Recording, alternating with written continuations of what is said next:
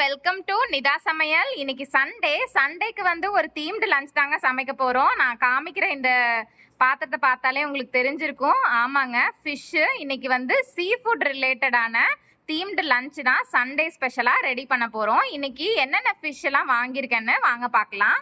ஒரு 4 different varieties of fish வாங்கியிருக்கேன். First வந்து திருக்க மீன் இது. ஸோ திருக்க மீன் வந்து சளிக்கெல்லாம் ரொம்ப நல்லது. நம்ம வந்து பூண்டு மிளகெல்லாம் சேர்த்து வச்சு குழம்பும் வைக்கலாம், அல்லது இதை வறுத்தும் சாப்பிடலாம். இது வந்து சளிக்கெல்லாம் ரொம்ப நல்லது. அதுக்கு அடுத்தது வந்து நாங்கள் வந்து எறா வாங்கியிருக்கோம். ஸோ ப்ரான்ஸ் வந்து எங்கள் வீட்டில் எல்லாருக்குமே ரொம்ப பிடிக்கும். ஸோ சீ ஃபுட்டுனாலே நாங்கள் வந்து ப்ரான்ஸை மிஸ் பண்ணாமல் வாங்கிடுவோம். அதுக்கு அடுத்தது இது வந்து கடம்பா. இது நிறைய பேர் சாப்பிட்ருப்பீங்களான்னு தெரியல. நல்லா ஃப்ரெஷ்ஷாக இருக்குது. நான் அழகாக வந்து தோலெல்லாம் எடுத்து கழுவி வச்சுருக்கேன். ஸோ இதில் வந்து ஒமேகா 3 ஃபேட்டி ஆசிட்ஸ் நிறைய இருக்குது. நம்ம நார்மலாக ஃபிஷ்ஷுனாலே ஒமேகா 3 ஃபேட்டி ஆசிட்ஸ் அதிகமாக தான் இருக்கும். கடம்பாலையும் அதே மாதிரி அதிகமாக இருக்குது. ஹார்ட்டு பிரெயினுக்கெல்லாம் ரொம்ப நல்லது.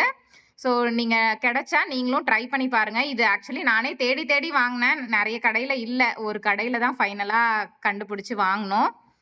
அதுக்கு அடுத்தது ஃபைனலாக இது வந்து சுறா மீன். ஸோ சுறா மீன் வந்து வாங்கி கட் பண்ணி வச்சுருக்கேன். இதை வேக வச்சு தான் நம்ம வந்து எப்போதும் செய்யணும். வேக வச்சு தோல் உரித்து செய்யணும். இது வந்து குழந்தை பிறந்தவங்களுக்குலாம் வந்துட்டு பால் நிறையா சுரக்கிறதுக்காக பால் சுறான்னு சொல்லி நம்ம சமைச்சு கொடுப்போம்.